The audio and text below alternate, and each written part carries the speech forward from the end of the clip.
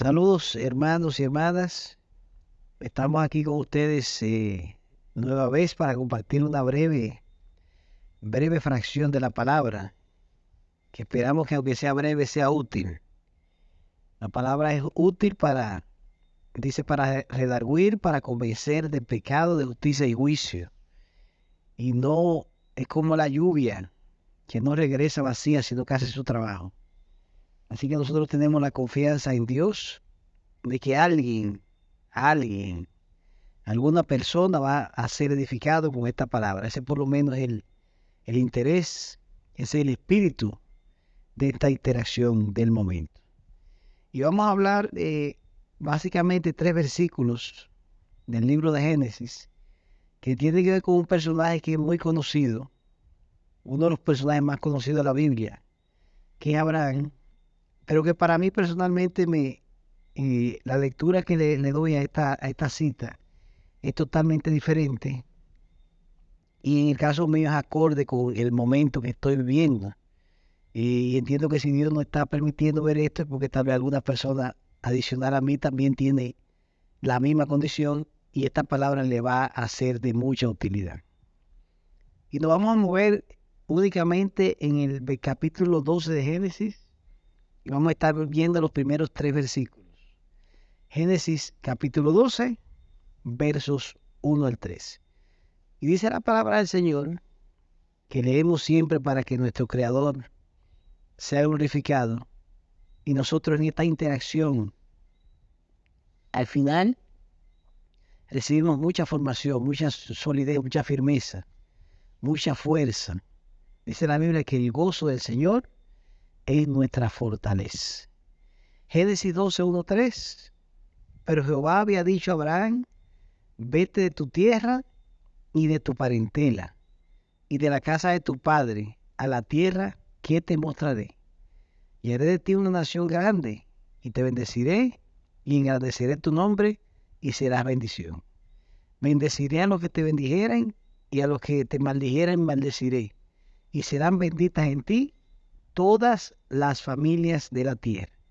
Dice una versión alternativa, que leemos exclusivamente para fines didácticos: deja tu pueblo y tus familiares, y vete al lugar que te voy a mostrar. Y dice esta versión que serás de bendición para todos, y gracias a ti bendeciré todas las naciones del mundo. Gloria al Señor. Es bueno que sepamos que cuando Dios llama a Abraham a iniciar este proyecto, que es un proyecto inédito, que era algo totalmente nuevo y desconocido para Abraham, Abraham no era un jovencito, no era un adolescente, no era una persona de edad madura en sus primeros años de su vida. Abraham tenía 75 años. O sea que Dios le dice que salga del lugar que él le mostrará. Y Abraham era un hombre ya que en nuestra cultura, en nuestras sociedades, en nuestros tiempos, 75 años era mucho. Y para iniciar algo que no sería fácil todavía aún más. Entonces, una de las cosas o dos de las cosas que demostramos básicamente en esta lectura para iniciar, primero es que Dios nos puede llamar en cualquier momento. No importa la edad, las condiciones, las circunstancias, Dios puede llamarnos en cualquier momento. Y otra cosa interesante es que Abraham se encontraba en su tierra y Dios le envió o le designó salir de su tierra. Significa también que en muchas ocasiones Dios nos va a pedir que salgamos de nuestra zona segura, de nuestro espacio controlado, del lugar que estemos cómodos y tranquilos, y para movernos muchas veces a lugares, a proyectos, a países, a actividades, a ministerios totalmente desconocidos, y que al final Dios, aunque nosotros no tengamos las competencias, no entendamos, Él se llevará toda la gloria. Y Abraham en ese momento básicamente arriesgó todo, todas las cosas que para él eran importantes, y lo puso eso en perspectiva, en un segundo plano, para obedecer lo que era el llamado de Dios. Un llamado que, reiteramos, era desconocido, era inédito, no tenía detalles, solamente que saliera a un lugar que él le iba a mostrar más adelante. Y bueno, y es interesante saber que muchos de nosotros, y me incluyo yo, muchas veces no estamos dispuestos a movernos del lugar donde estamos. Muchas veces no estamos dispuestos a hacer ajustes, a cambiar actitudes, a dejar cosas. Y en el camino de Dios hay que hacerlo. Hay que moverse de lugares, hay que dejar cosas y hay que relegar a segundo plano a cosas que para nosotros son muy, muy importantes. Porque básicamente el mandamiento exclusivo, si se fuera a resumir toda la palabra, es que debemos amar a Dios sobre todas las cosas, sobre nuestra tierra, sobre nuestra parentela, sobre los bienes que tengamos, sobre nuestros proyectos. Dios debería estar o debe estar en primer lugar. Y muchas veces tenemos que abandonar esas cosas en términos de, lo que, de las prioridades, de que son lo más importante, para darle el espacio a Dios de que pueda obrar acorde básicamente al propósito. Y para usted poder crecer espiritualmente, y para yo poder crecer espiritualmente, necesariamente debemos movernos y nosotros hacer actividades que nos generan incertidumbre, nos generan miedo, temor, desconocimiento. Y básicamente debemos confiar en el proceso, confiar en el llamado, confiar en que fiel es Jehová el que prometió, que es un Dios de sí y es un Dios de sí y un Dios de amén. Y el crecimiento espiritual produce responsabilidades y genera muchas veces muchísimas ansiedades. Vete de tu tierra y de tu parentela y de la casa de tu padre implica separación, implica que muchas veces en el trazado que hace Dios con nosotros, lo primero que nos va a pedir es que dejemos algo. Le repito, para poder crecer, acuérdese que debemos crecer hasta la estatura de Cristo, el varón perfecto, para poder experimentar ese crecimiento, para poder experimentar lo que es la plenitud en Cristo, para poder acceder a las bendiciones sobreabundantes. Recuerde que son muchas bendiciones. Él ha prometido que nosotros vamos a ser cabeza y no seremos cola. Él ha prometido que estaremos encima solamente y no estaremos debajo. Él ha prometido que prestaremos a muchas naciones y no pediremos prestado. Yo creo en esas promesas, pero en muchas ocasiones para poder acceder a esa plenitud en Cristo hay algo que debemos dejar atrás. Yo no sé en su caso qué es, pero es bueno que usted sepa que hasta que no haga ese ajuste y no deje eso atrás, no va a poder acceder a las grandes cosas que Dios básicamente le tiene. Y vete al lugar que te voy a mostrar. Otra de las partes de la cita. El miedo a lo desconocido es un sentimiento universal e intrínseco. Es un miedo fundamental. Venimos con eso desde nuestro nacimiento. Y la incertidumbre, hermanos y hermanas, es parte de la vida. Pues generalmente no sabemos qué va a ocurrir o cómo. Entre los especialistas de la psicología, ellos tratan de explicar el miedo. Y ellos dicen que cuando el ser humano se ve frente a un reto o un proyecto o una situación o alguna, cualquiera que sea la cosa, analiza en el cerebro los recuerdos, analiza en el cerebro las experiencias pasadas. Y cuando el cerebro no encuentra en su reserva de memoria que ha atravesado por esos momentos, que conoce esas situaciones, que tiene algunas experiencias guardadas, que está en la memoria cosas similares, entonces lo desconocido inmediatamente se lee como una amenaza, genera miedo, genera ansiedad, genera tensión, genera desasosiego. Por eso no es sencillo irse, como le dijo Dios a Moisés, al lugar que te va a mostrar, porque es salir sin detalles, sin un plan, sin un cómo, sin un cuándo. Pero en Cristo, esa es la forma de actuar. Nosotros no la entendemos. A muchas veces, aunque nosotros no la compartamos, aunque puede ser que no estemos de acuerdo en la forma que Él trabaja y está fundamentado en la fe, es que debemos salir sin detalles, sin manuales, sin respuestas, sin muchas explicaciones. Y esa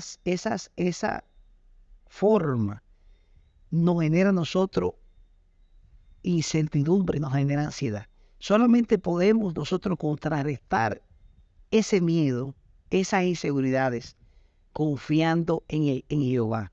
Recuerde que la fe es estar convencido, estar seguro, estar claro de cosas que nosotros no vemos. Recuerde que todo lo que está creado se creó en base a cosas que no se veían.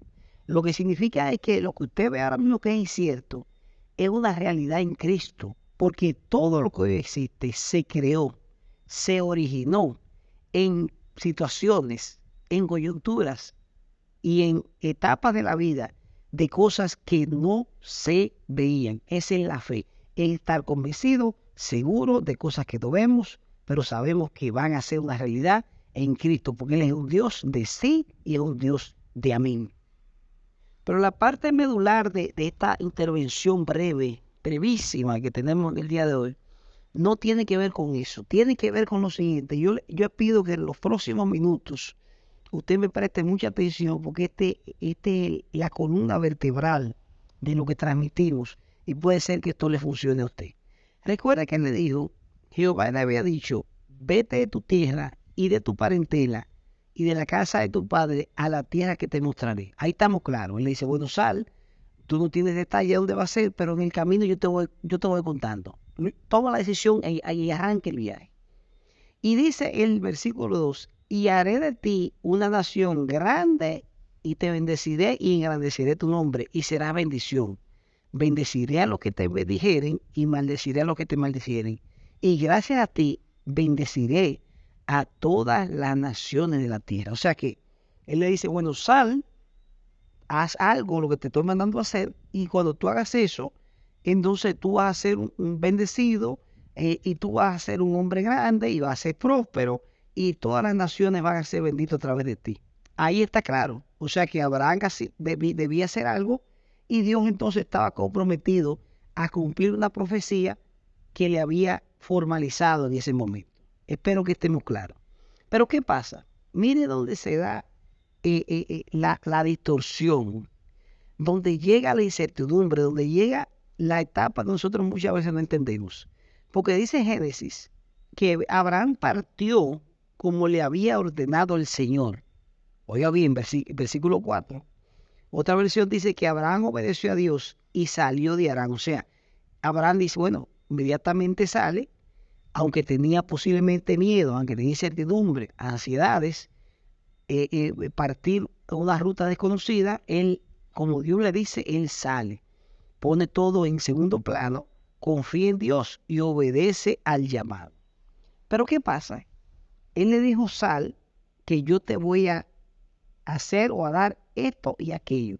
Y uno como cristiano tiene la idea y entiende que si Dios le pide algo, y más cuando es algo que es gravoso, cuando es algo que demanda de nosotros esfuerzo, que demanda ajuste, que nos cuesta, bueno, nosotros si decidimos hacerlo en fe, lo que esperamos es que Dios cumpla lo que ha prometido. Eso está claro. O sea que cuando uno espera que cuando hace lo que tiene que hacer, pase lo que tenga que pasar. Repito, cuando uno hace lo que tenga que hacer, Dios haga lo que ha prometido. Si salimos a la tierra, entonces Dios debe bendecirnos. Eso es así. Pero ahí es que justamente se da, les reiteramos, una distorsión muchas veces en el proceso, porque lo que Dios promete no necesariamente llega de manera inmediata. Y me explico. Porque inmediatamente Abraham sale en obediencia, y posiblemente Abraham tenía la esperanza de recibir la bendición, la prosperidad y todo lo que Dios le había dicho. Dice el versículo 10, que hubo entonces hambre en la tierra. Escuche bien. Dice una versión que hubo un tiempo de sequía y escasez de comida en la tierra y que una hambre terrible azotó Canaán. Entonces, oiga bien, Abraham sale, como Dios le dice, pero lejos de ser prosperado de manera inmediata, lejos de ser engrandecido, lejos de recibir liberación, lejos de heredar lo que había sido prometido de manera instantánea, entonces, ¿qué pasa? Que se genera un hambre, que dice la Biblia, como jamás había existido. Y entonces ahí sí nosotros nos perdemos, porque ¿cómo es si yo decido obedecer a Cristo, dejar cosas atrás y dedicarme a los ministerios, hacer cosas que cuestan mucho y poner mi parte en fe? Tú deberías bendecirme, Señor, de manera inmediata, pero no. Hay ocasiones donde nosotros actuando correctamente y haciendo lo que Dios nos dice, entonces se dan circunstancias donde el hambre, donde la sequía, donde la escasez, donde la necesidad se hace presente, y entonces eso nos genera a nosotros un sentimiento que no es nada bonito. Hambre se puede leer de diferentes formas. Y recuerde que esto pasa a personas que están bajo la cobertura divina, personas que están bajo el propósito, personas que están destinadas a muchísimas grandes cosas, personas que deben y van a ser bendecidas. Pero aun aunque obedezcan, vemos aquí que cronológicamente podrían pasar etapas de hambre. El hambre se puede traducir en escasez de alimentos básicos. Puede traducirse en un apetito o deseo ardiente de algo, algo, usted desea algo que no lo consigue o no lo tiene, eso es un sinónimo de hambre.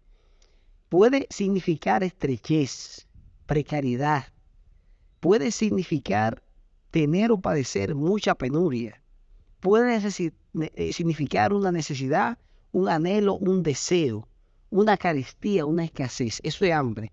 Pero dice la Biblia que hubo hambre y una sequía. Y la sequía es un tiempo seco de larga duración. Es la reducción de la producción agrícola. Tiene que ver con problemas de nutrición, de enfermedades, de hambrunas, consecuencia de esta escasez de alimentos. Tiene que ver con la migración.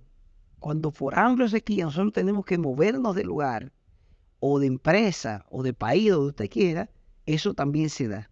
Tiene que ver también con conflictos ocasionados justamente por esa situación. O sea que hacemos lo que Dios nos dice, esperamos ser bendecidos, pero de forma que nosotros no entendemos, para nosotros no tiene lógica en lo humano, pero lo bueno es que este camino, aunque es una locura en la parte humana, en lo físico, en lo carnal, en lo material, y es una locura inclusive para los que se pierden, tiene un gran sentido para nosotros que creemos en Cristo y confiamos en su propósito.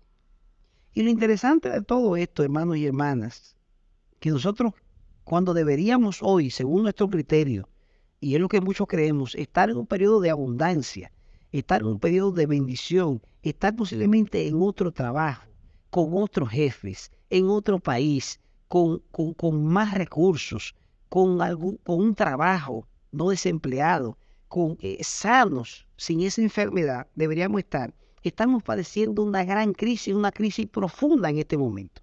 Pero lo bueno es que las hambrunas, la sequía, las frustraciones, la ansiedad, la tristeza, el desánimo, inclusive lo que nuestra boca ha dicho que no es correcto, que nos hemos quejado, hemos maldecido, nada de eso invalida el propósito de Dios en nuestra vida. Porque ¿qué pasa?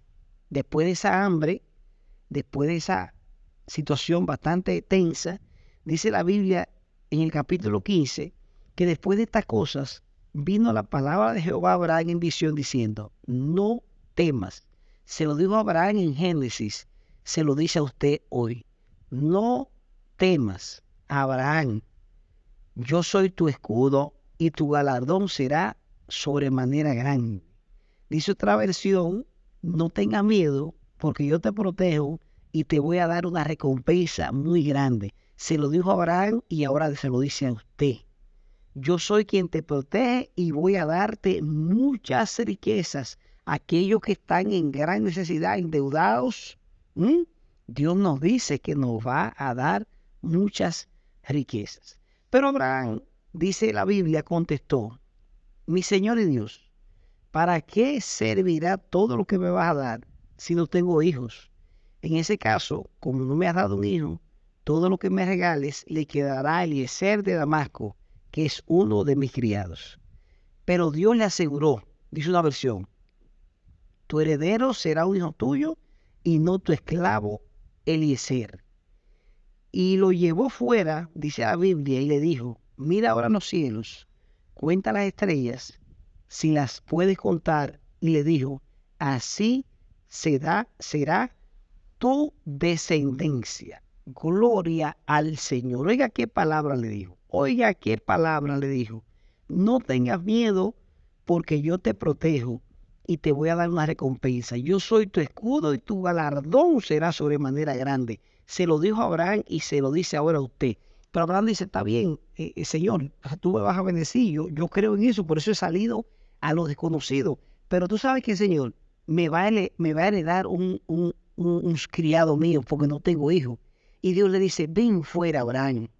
Ven fuera, porque muchas veces Dios tiene que sacarnos de la tienda, donde las limitaciones físicas no nos permiten vislumbrar, considerar el poder de Dios que es infinito, y tenemos que ir fuera de nuestra limitación, de las condiciones, de lo que las proyecciones nos dicen, la parte humana, y entonces entrar a la parte espiritual, que es ilimitada, que Dios es ilimitado. Le digo, ven fuera, como son las estrellas, así será tu descendencia. Y usted conoce la historia después de ahí.